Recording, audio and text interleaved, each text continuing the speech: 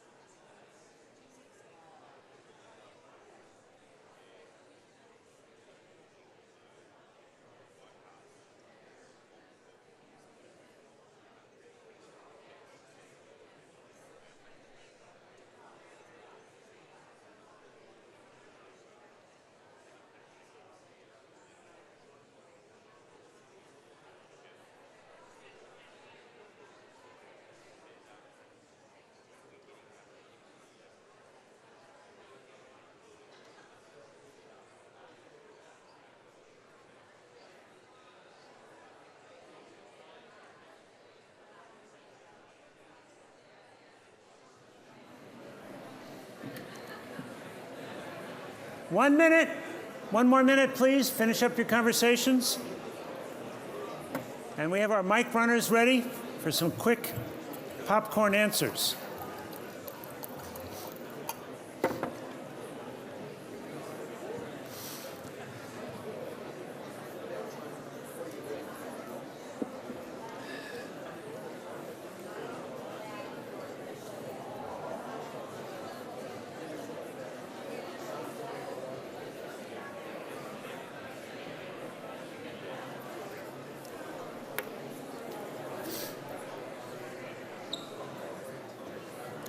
Okay.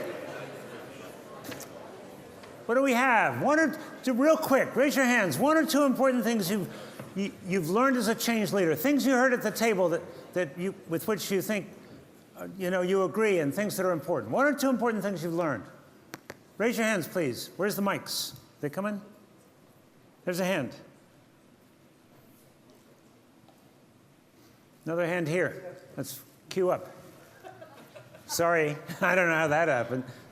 It takes time. Takes time. Okay, time. Setbacks are resilience opportunities. Aha, you mean learning from failure. Resilience opportunities. Yes, I like that.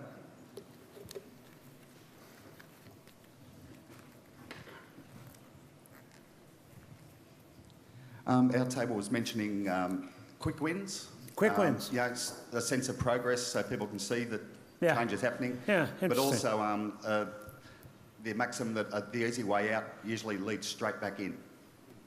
I missed that. The easy way out usually leads straight back in. Oh, yeah. Nice. Nice aphorism. Think about that.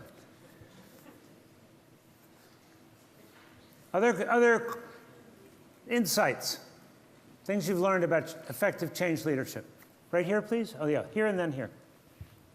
It's important to know your context if you're new in a situation. Don't make change too quickly until you know the context. Yeah, context. Yeah?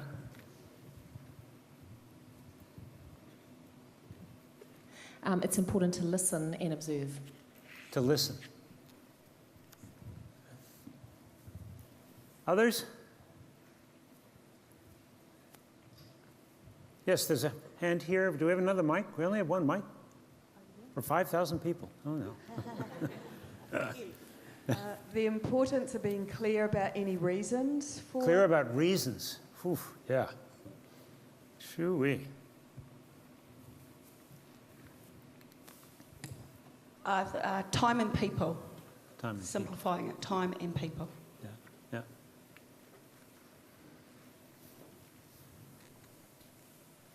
All right, one more here. Then I want to turn to, some of the biggest challenges or problems you've had as a change leader. Yes, please. Empathy.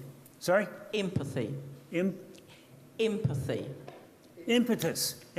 No. Empathy. Empathy. Thank you. Yes, absolutely. Empathy. Impetus, empathy. Sorry about that. I am hard of hearing, okay? It isn't, all right, just so you know. All right, challenges or problems you've encountered as a change leader. Problems, challenges, things you found especially hard. Someone asked a question here yesterday in the front. A young woman said, what about parents? How do we engage parents? Those are the kinds of questions or challenges I'm asking. What else do you have in mind?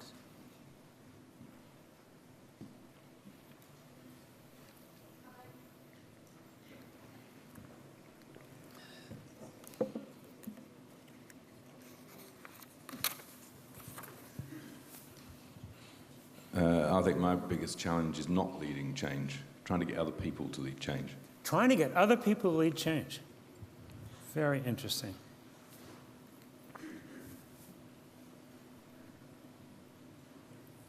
Other challenges, problems.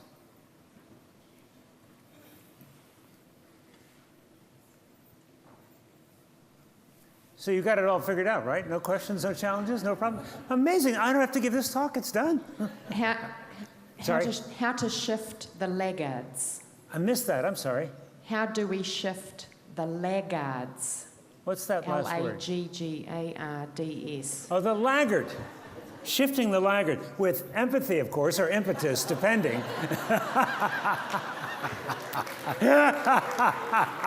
No, but it's a great question. The laggard. Making sure you take people with you and they don't feel as though they're being done to. Yeah, bringing people along. Keeping the focus on the main thing. How do you stop all that other stuff coming in that gets in the way? Yeah, focus. Now we're getting to the good stuff, right? The real stuff. Any other big ones anybody wants to put out before I get my 2 cents worth? I've got a hand up here.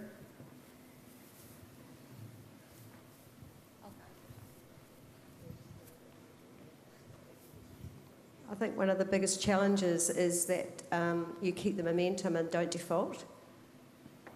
The momentum. Momentum. Oh, yeah. The momentum, yeah, right.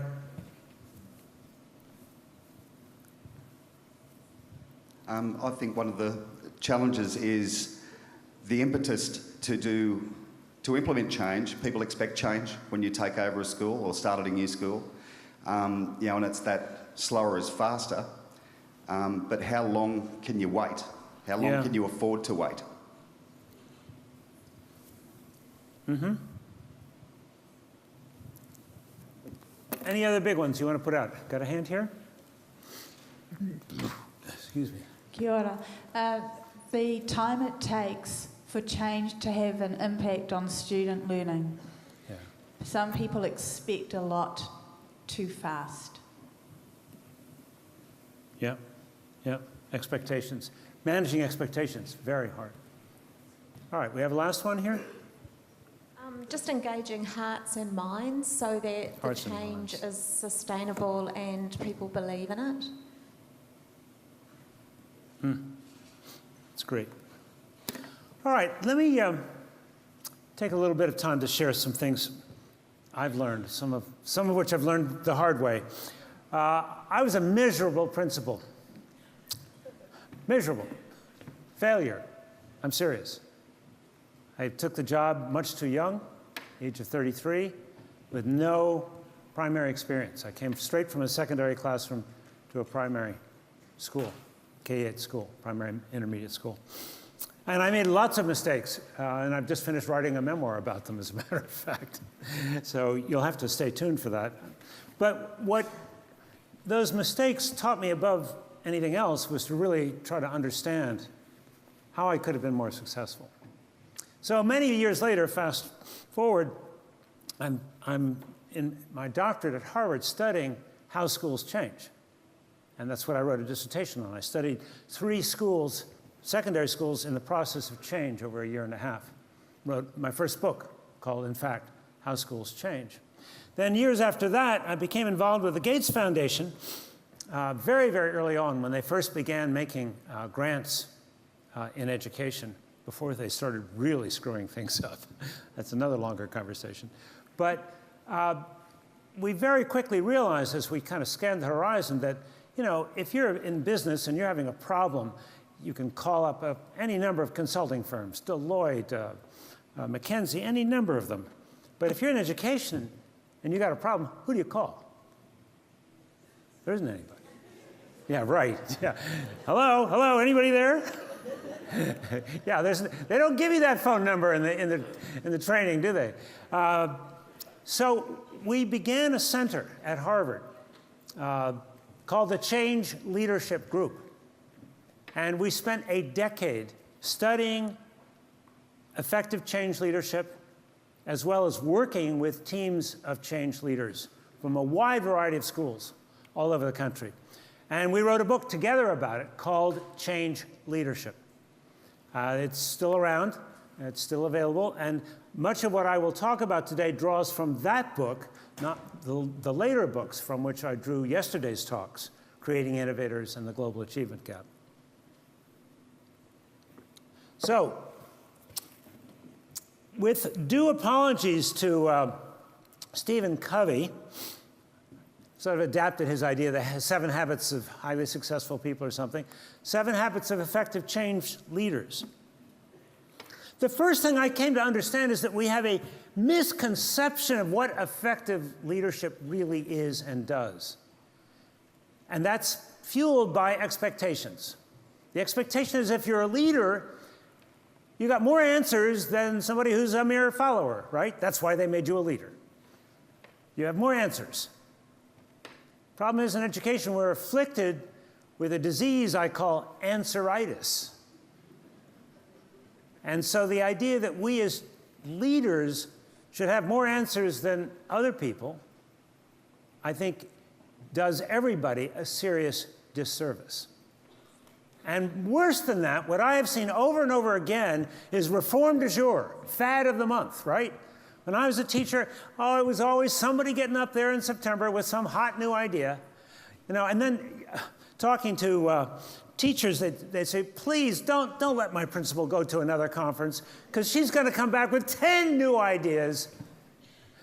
That whole challenge of leadership, I think, is less about offering answers than framing the right questions. The formulation of the problem is often more essential than the solution. It's my favorite quote from Einstein, and I think it sums up the real challenge of change leadership. It's not to offer answers, but to frame the right challenges, the right questions, and to create understanding and urgency for change. That's the biggest job. And understanding and urgency is head and heart, as somebody mentioned today. Understanding is an intellectual understanding. Urgency is an emotional sense. At some very fundamental level, we as educators are a part of a very risk-averse culture. And so much of the national standards movements around the world and all of the testing around the world has only made that problem worse. We are highly risk-averse. And so it is natural for people, even under normal circumstances, not to want to change. Why should they take a risk? So our job is to help people understand there are more risks in not changing for our kids than there are in changing. It's a risk-benefit analysis we have to help people understand. That's what I was trying to do yesterday. Help all of us better understand this world and what's at stake for our kids if we do not change. So we have to give people a sense of urgency, a sense of reasons for needing to change on behalf of kids, and help them understand the risks to kids if we don't change. So that gets me to the next challenge here. Often I hear leaders talking about, oh, I need buy-in. I need my people to buy in. I need them to get on the bus. Let's talk about ownership. Oh, I have all these stakeholders. Let's talk about shareholders. I mean, I'm sorry, I'm a recovering high school English teacher, so language matters to me. And language matters in how we frame the challenge. The challenge is to create ownership for change. Understanding and urgency for change is about ownership, not selling people your solution. That's how leadership is conventionally defined. I got this new idea at this great conference, I'm doing this mandate from the top, I'm going to sell this solution and get buy-in. No. The challenge is to create ownership.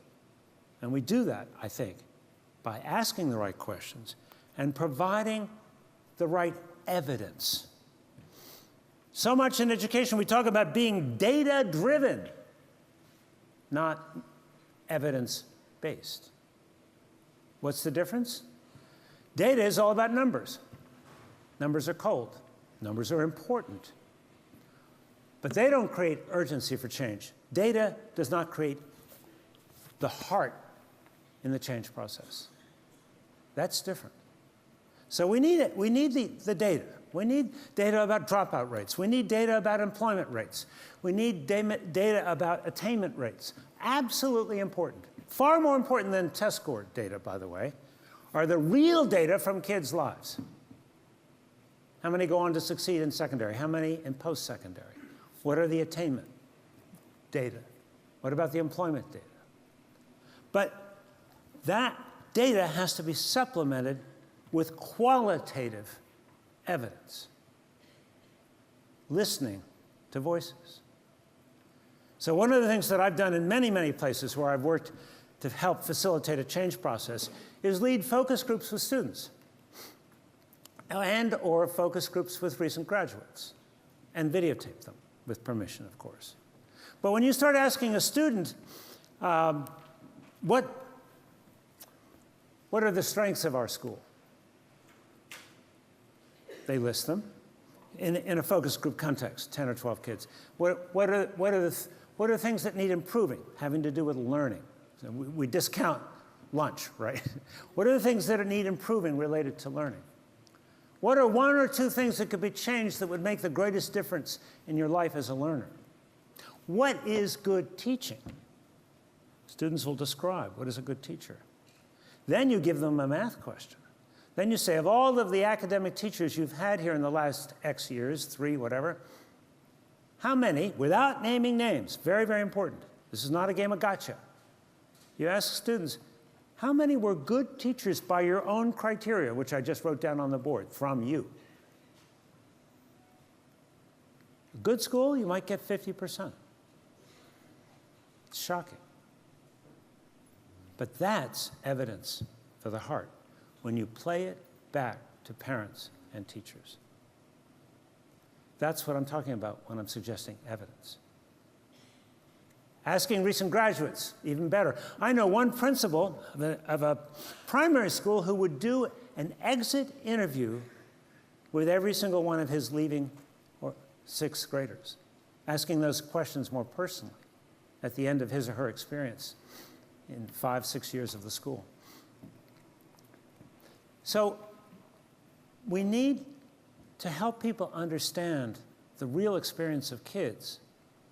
At the same time, we need to help them understand what's going out there in the real world. Talk about engaging parents. How many parents really understand some of the things I tried to talk about yesterday? The nature of the innovation era, the expectations of kids, in terms of how they have to be differently prepared, willingness to take risks, willingness to collaborate, the importance of effective communication and teamwork. Over and over again, that's what business leaders say is lacking from our graduates from every level. But parents don't hear that. So our job is to bridge that conversation gap, again, with evidence. Bring those employers to your school or videotape them in their workplaces and bring the videotapes in. Have a panel discussion for a PTA night. The changing expectations for employers and for continuing education. Our job then is to help our shareholders, our parents and our teachers, hear the voices they don't customarily hear. The voices of our students and the voices of the larger community to which we are ultimately accountable and to which our students will go for work and further learning. We have to bridge that gap. That's what I mean by bringing evidence to our shareholders as opposed to buy-in for our programs. It's a very, very different job. And invariably, there's going to be trial and error. Give us a couple of examples. I was in a large school district, 75,000 students. They were asking the question, what does it mean to be a graduate of our school? And that's very often the very first thing to try to do is define what does a graduate from our school need to know and be able to do? Then you bring in the evidence to begin to answer that question. That's what they did. This district, they did interviews with employers, videotaped them. They did interviews with recent graduates. This is very key. You ask your recent graduates, in what ways, recent meaning 3 to 5 years out. And they can be graduates from your primary school. I'm not just talking about secondary graduates. Asking them, in what ways were you most well prepared for the next step that you took? In what ways were you least well prepared? What's one thing we could have and should have done better?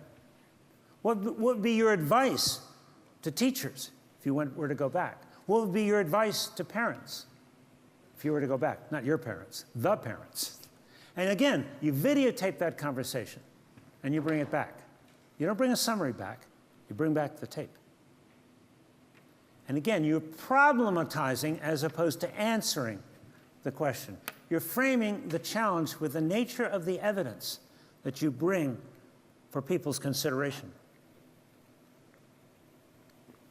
So this district did that. They had previously asked everybody kind of what are the highest priorities for this school district for our graduates. People listed 40 things, 40 things. They got everybody in a room. Now, you guys don't have school districts, so you can do this much more easily than this group did. They had to hire the Civic Center for 1,000 people. Got them all in the room. 2 hours, they looked at the data, the attainment data I just talked about, percentage of kids graduating, percentage of kids dropping out, percentage of kids succeeding in secondary and post-secondary. They looked at all that data. Then they looked at the focus group videos that this team had prepared. Then they put up the 40 things that everybody said should be important. And you know, the school that has 40 priorities has none. The school that has 10 priorities has none. So they said, okay, I'm giving everybody a clicker. You're going to have time for you to talk at your tables. Then I want you to vote on what you think is most important. Overwhelmingly, 1,000 people voted for 2 things. Teaching students to be self-motivated learners and teaching students to be critical thinkers. What happened was, and I've seen it over and over again, when you give people opportunities to weigh the evidence and to have conversations, community-based conversations, their own adult focus groups, they come to a set of worked-through beliefs that are far more profound and more lasting than top-of-the-head opinions, which you might get in a survey. So that's our challenge, is to help people work through an understanding of why change. Parents, teachers, community members, even students. Then the next challenge, I think, is really, once you've done that, you've got to have the focus on improving learning for kids. And we get distracted with other stuff too often. Outside mandates, competing priorities. But really, if it's not about improving learning, it's not about anything. And that then suggests a different role for us, which is being leaders of instruction. It means getting into classrooms. It means observing and understanding much more deeply what are our teachers challenged with, what are they dealing with, what are some first important steps. So this district I talked about, after they decided critical thinking and self-motivated learning were the most essential outcomes for their graduates, their administrative team spent 1 year observing in classrooms, trying to better understand, well, what is critical thinking?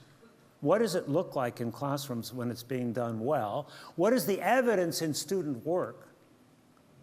And what are the most important interventions that we might design that would be most helpful to teachers? And they engage teachers in that conversation.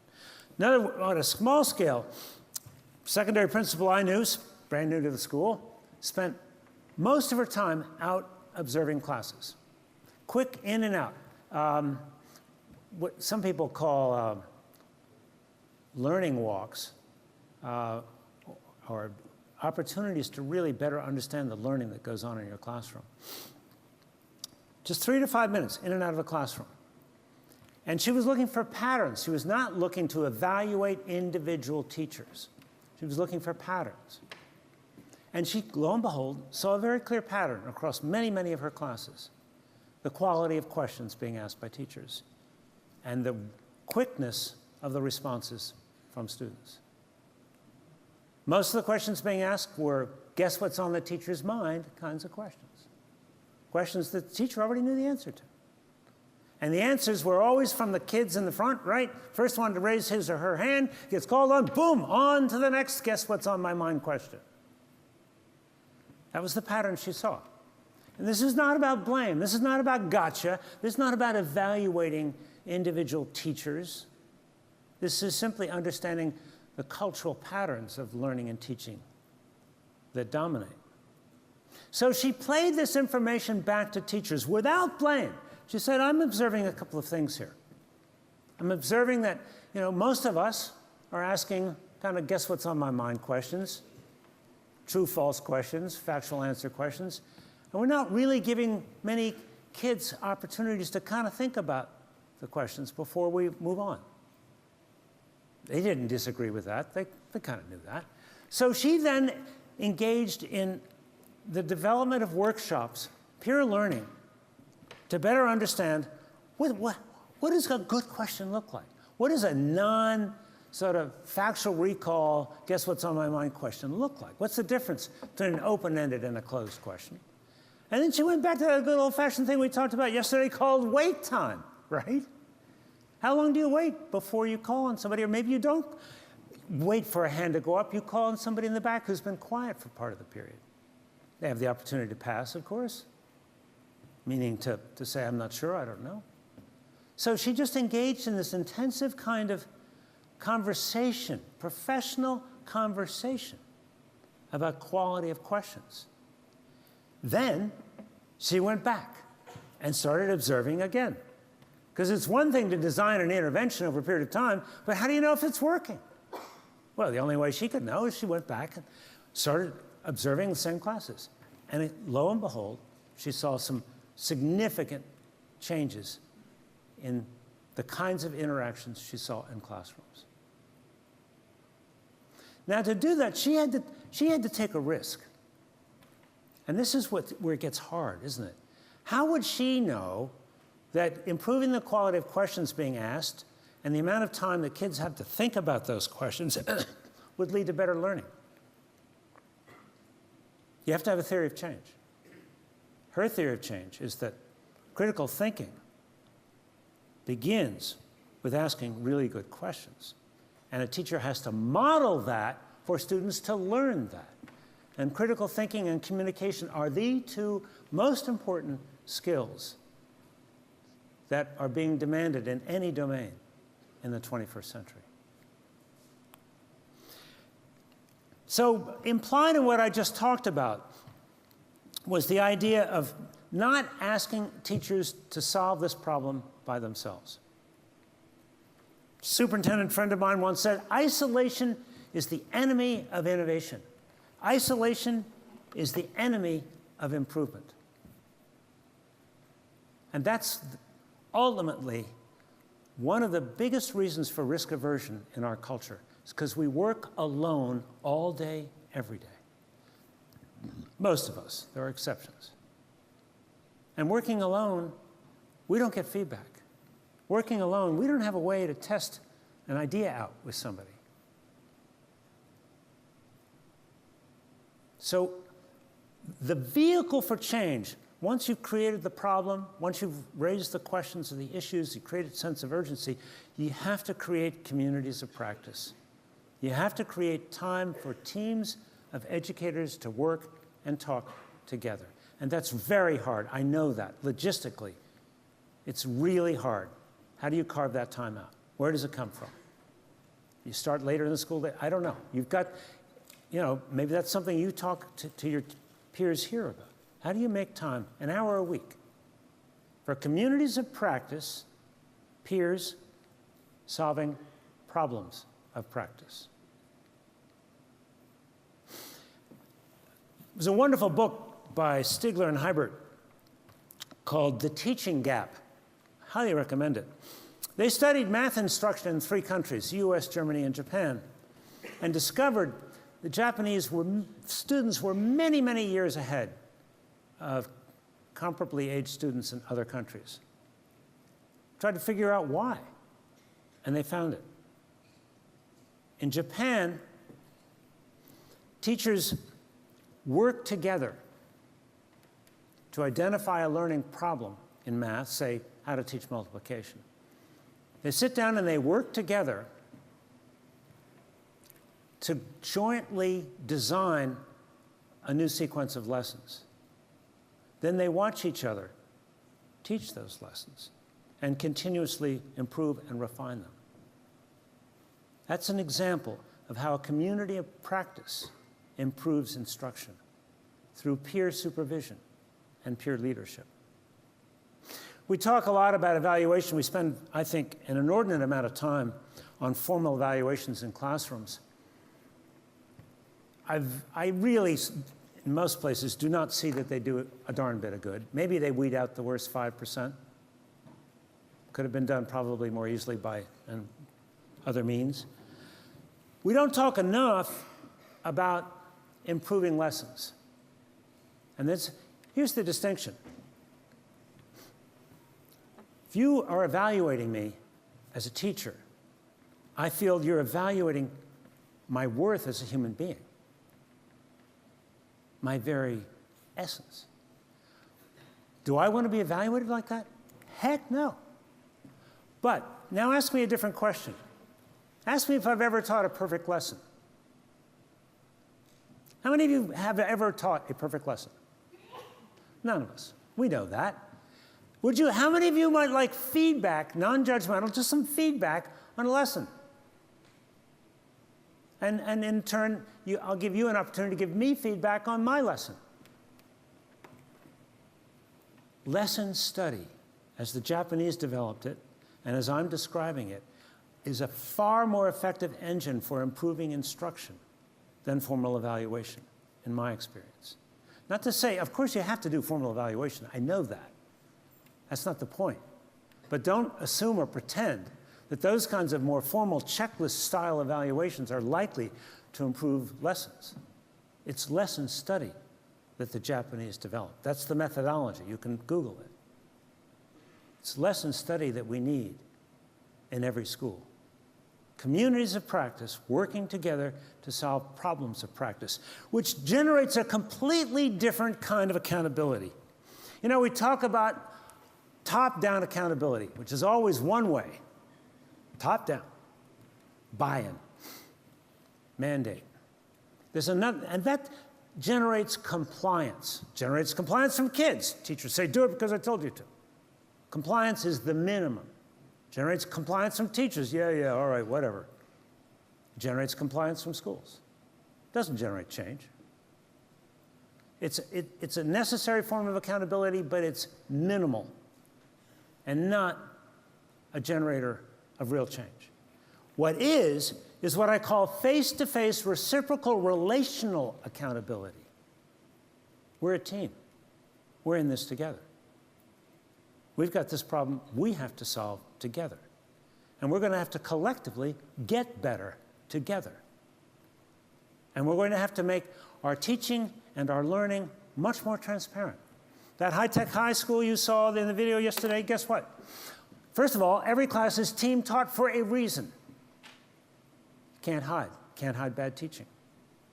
Talked to Larry Rosenstock, the founder of that school. He said you could take away everything else that he has done, but he could not have succeeded without team teaching. Now, I know you can't probably do that in many of your settings, but we have to then find the ways to create the next best thing. Communities of practice, solving problems of practice. The other thing they did in that school, which was a rehabbed military base, by the way, was make sure that at least one classroom wall was all glass. Every classroom wall. Every classroom had one glass wall. No hiding. Reciprocal, relational, face-to-face accountability. Can't hide bad teaching in buildings like that, especially when you're doing learning walks. Big difference between a learning walk and a drive-by. I'll tell another anecdote. Love these stories. So I was working with a superintendent, and he was going to do, he called them, he didn't call them learning walks, he called them walkthroughs, right. Every Tuesday he's going to do a walkthrough of a school, right? Randomly drop into classes. And he called it Super Tuesday, because every Tuesday he's going to be in classrooms all day long. Well, very quickly teachers came up with a nickname for his Tuesdays.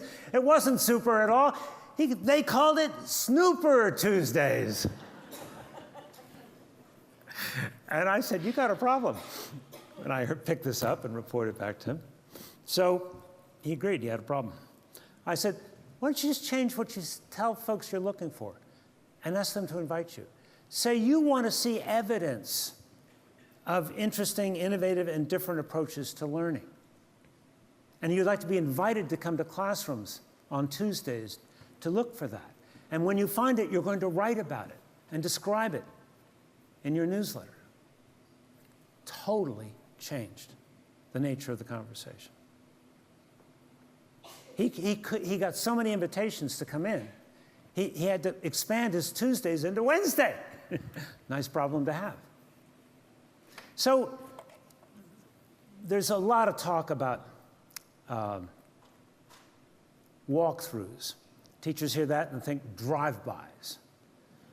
But if you instead talk about learning walks, you are learning how to observe lessons and give feedback. You are learning about the challenges teachers face in their classrooms. You're not there as a game of gotcha.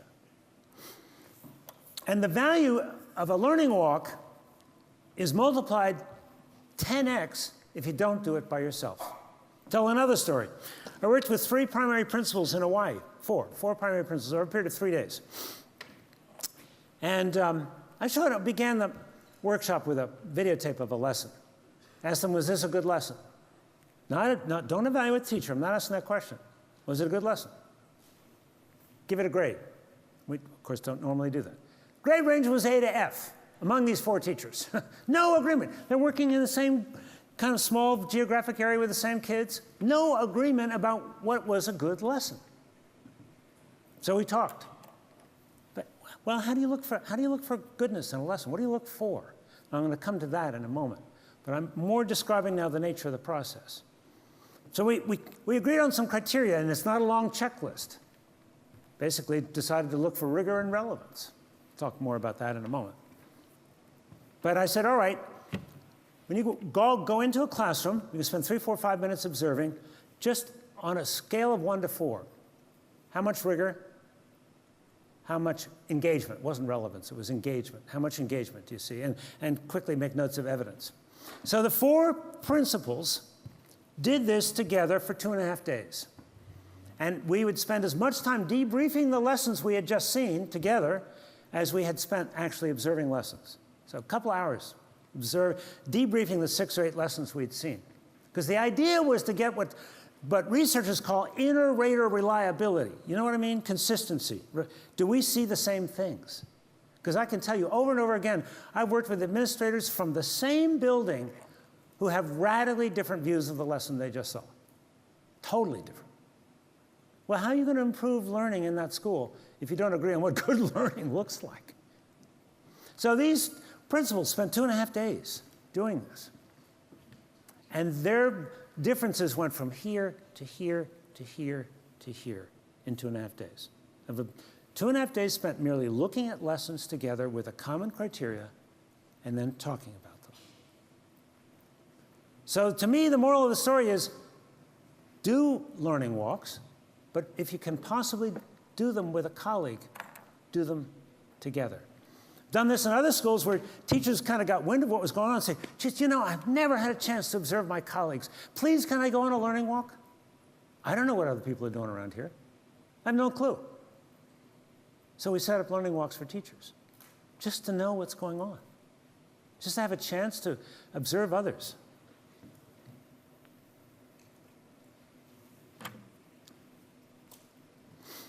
Prioritize, that's obvious.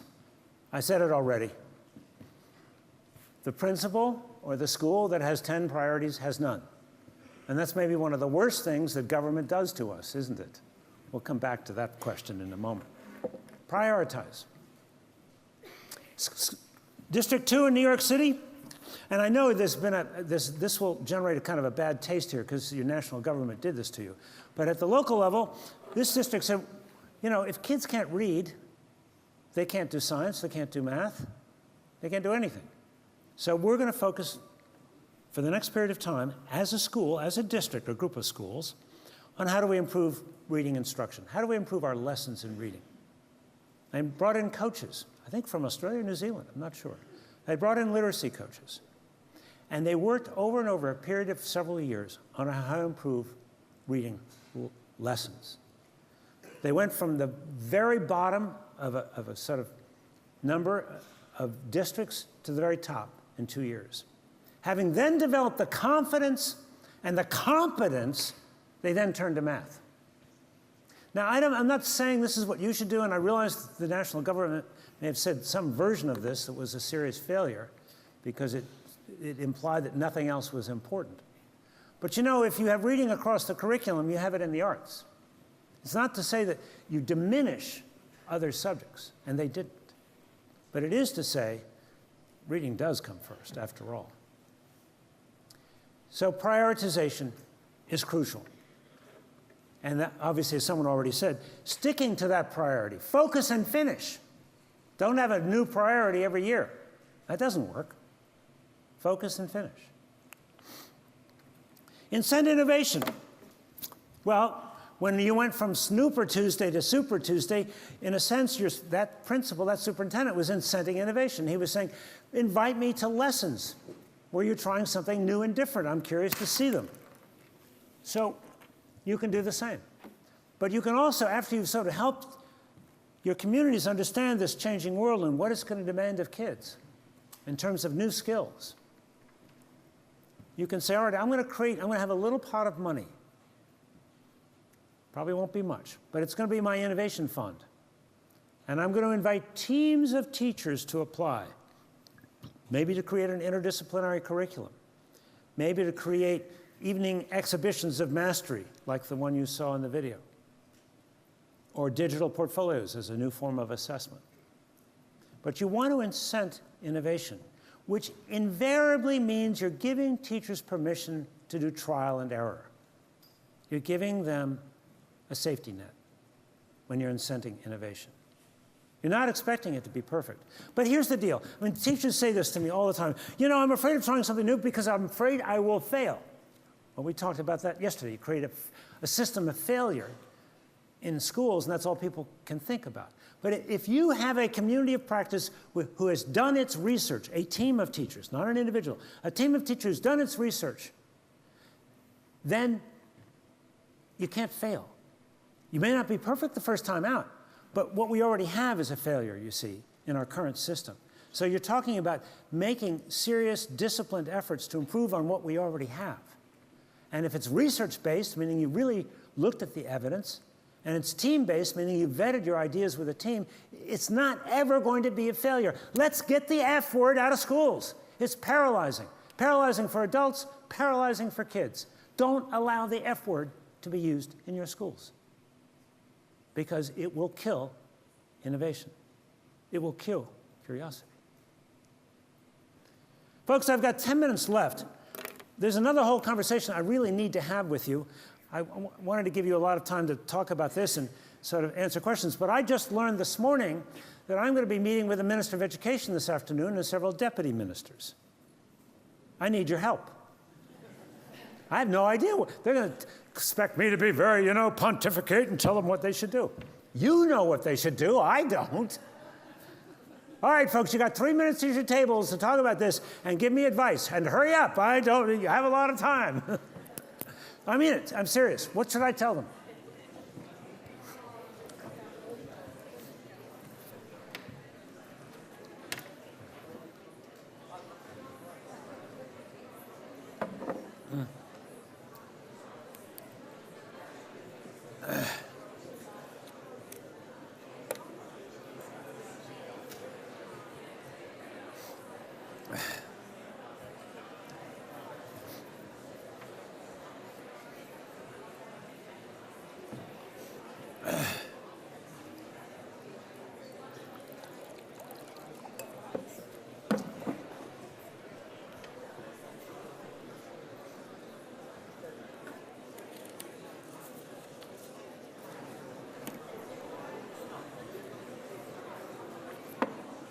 Those are great stories.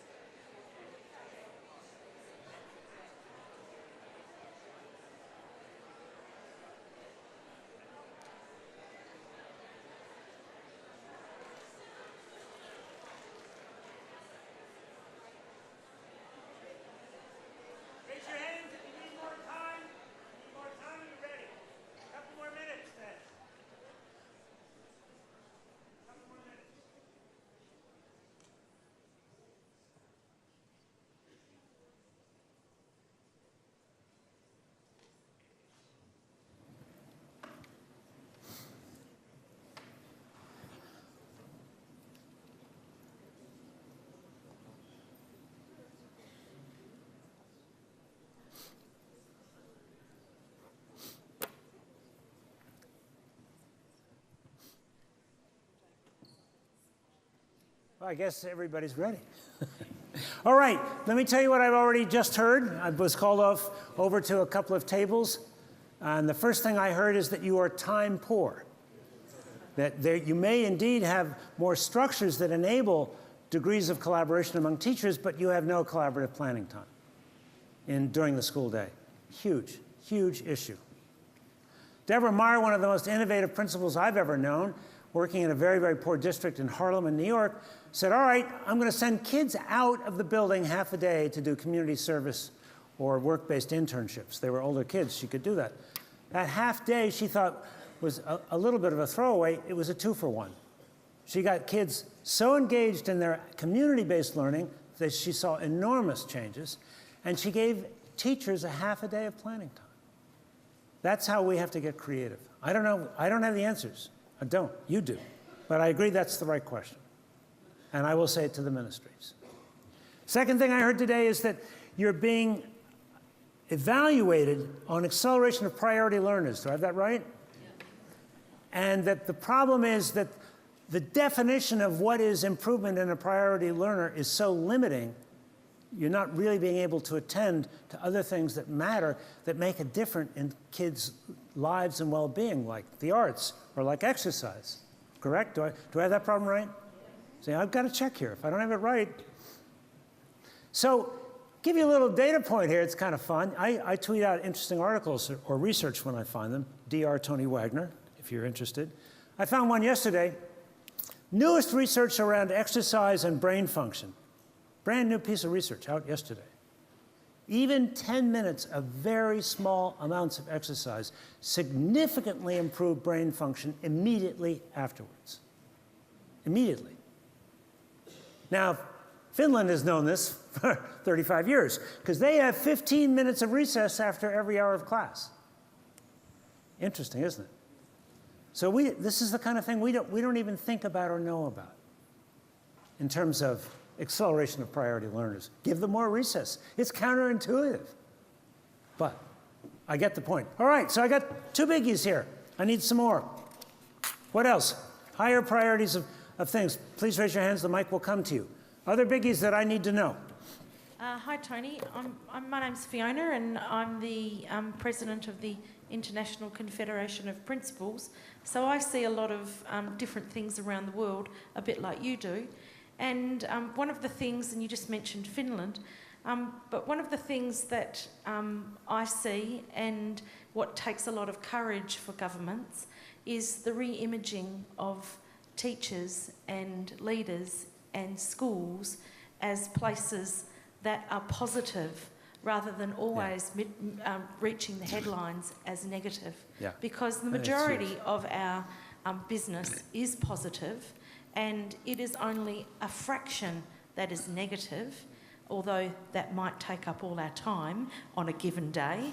But it is, the majority of what we do is positive, but the message about our profession is negative. Yeah. And we have to change that. Yeah. We, meaning all of us in this room, the next time you go to a barbecue, make sure you're talking up your job and down your job. Yeah. And that's really important. Agreed. Well said. That is, of course, what Finland did. They completely transformed the nature of the teaching profession and how it is perceived right now. It is the most desired job in Finland, not by any means the highest paying, but it is the highest status job in the country. And it's a small and relatively poor country, not a hugely wealthy country. Yes? The other thing that we've talked about today is collaboration, supporting each other to make a difference. You talked about who do you call? Well, actually, there isn't anybody. You're quite right. I know. So putting value in mentoring and coaching for leaders and teachers, to me, is huge. Yeah.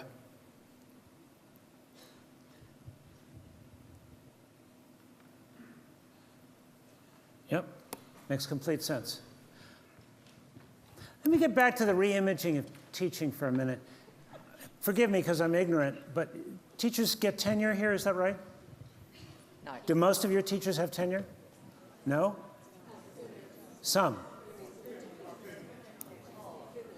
Most do, right.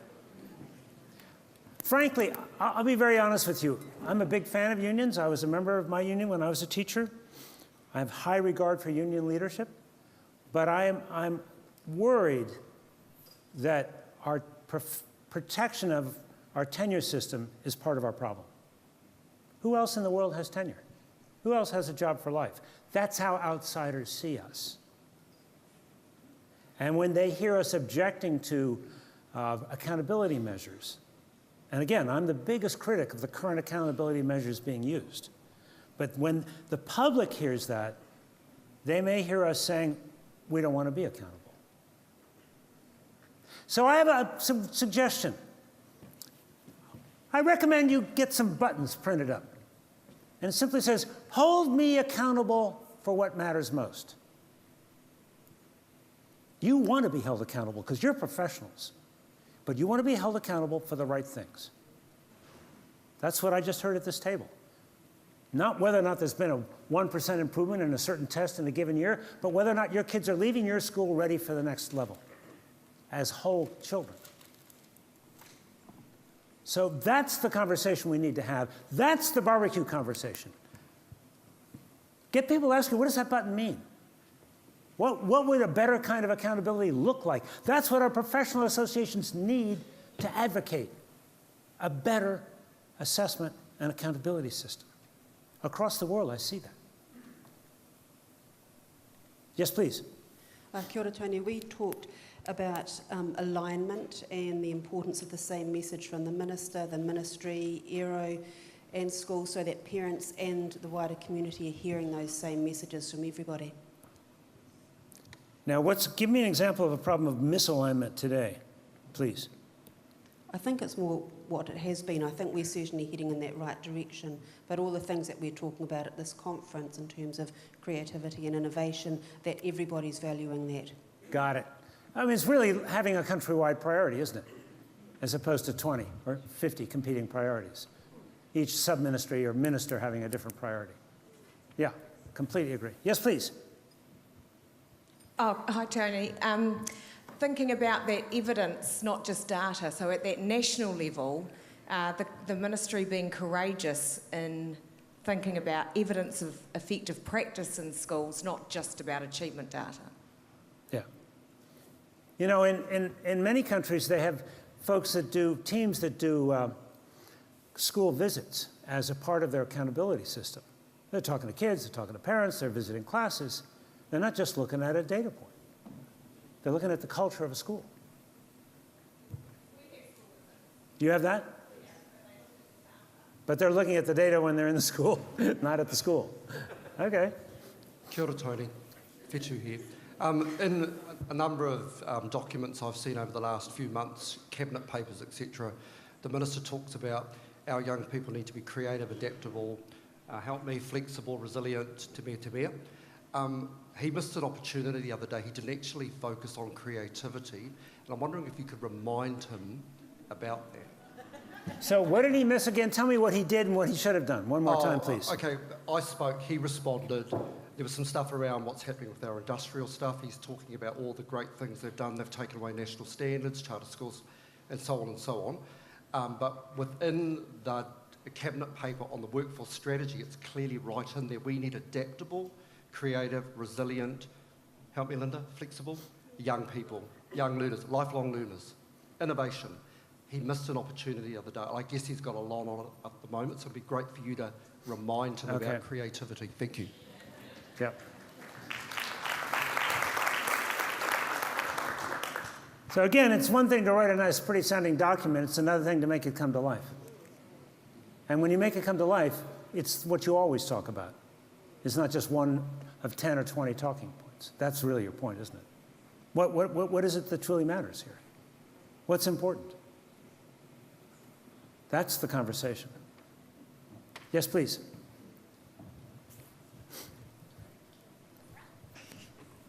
Hi, Tony. Dennis, I'm president from Australia's Primary Principal Association. And I think one of the key messages that I think principals here would agree with is, which is you've been talking about, is the people who have the solutions are in this building today. Exactly. So working with the principals to make the change.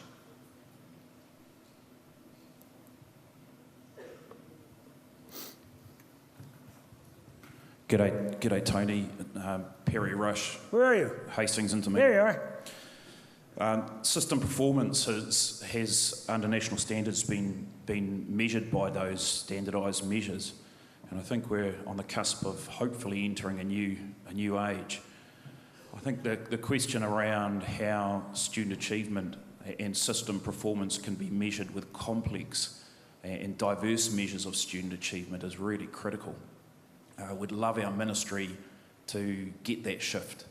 And I think movement at ministry level is really critical. It has an impact on the Education Review Office and other system measures, and those need to be right, otherwise they push down into our schooling.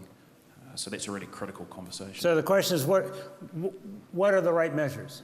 Yeah, what are those system measures, and how can they be made to be diverse and brave and different and reflect the diversity of our students? Okay.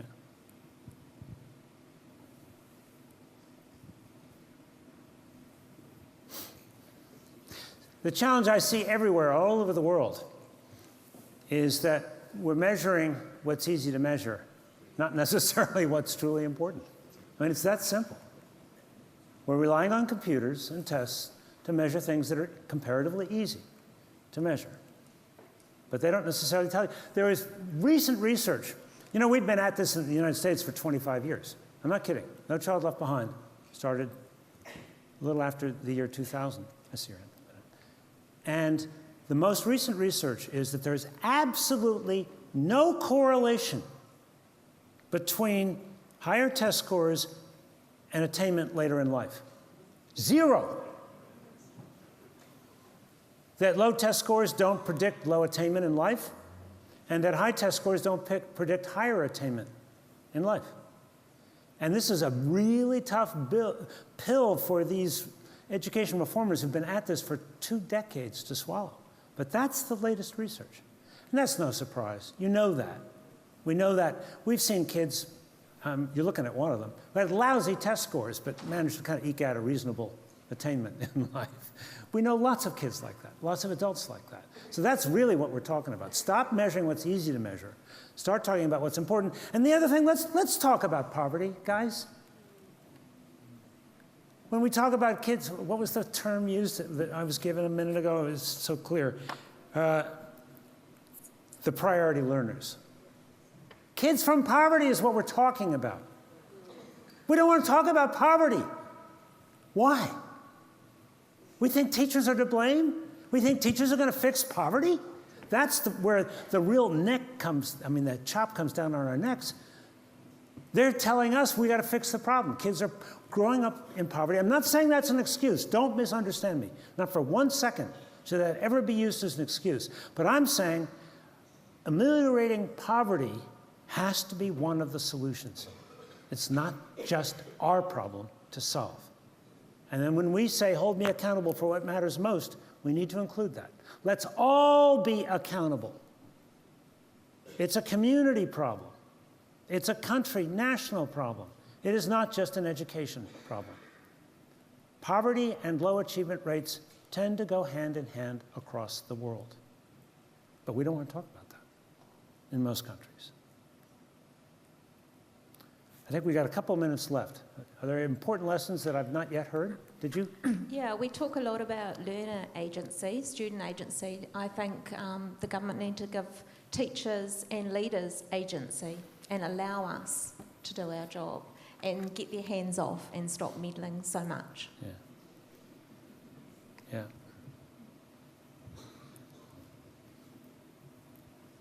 Kia ora, Tony. Sorry, yes, go ahead. Brain fade there. Jess Ward, Parapara Umu Beach Primary. I think I'd really like you to remind the Minister that we need time to lead. The Ministry's often talking about we are the leaders of learning in our school. I'd love to be the leader of learning. I'm not. I'm the leader of property, finance, health and safety, yeah, right. HR, and I'm desperate to be the leader of learning. So we need time to lead. What that looks like might be someone else helping out with property and finance. Or a release teacher, an extra release teacher for every school. So we can do the walk rounds. We can release more teachers to have conversations about improving learning. And that's my message. Just we need time to learn. Thank you. Time to lead. Yeah, amen.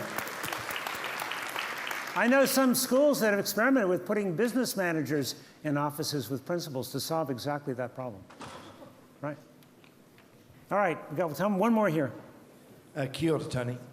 One thing that's interesting is we've been talking about this for 20 minutes and no one's mentioned pay. And I think that's probably the public perceived that teachers are complaining because they're not paid enough. Yeah. The strong message is, yes, increase the pay, but these other things are really, really important. And stop focusing on we're giving them a 16% or a 10% pay rise. It's not about that. It's far deeper than that. I think that's wonderful. That's a great ending point. Here I've had these 2 sessions with you. You've had all these opportunities to raise questions, raise concerns, talk about needs and priorities. Not one person has mentioned more money. That's powerful. That's so powerful. Thank you. Thank you for this gift of time together. Thank you for your wonderful advice. I'll do the best I can. Can't promise, you know that, but I will try to be honest to what you've said to me today and what I've learned from you. So thank you very much.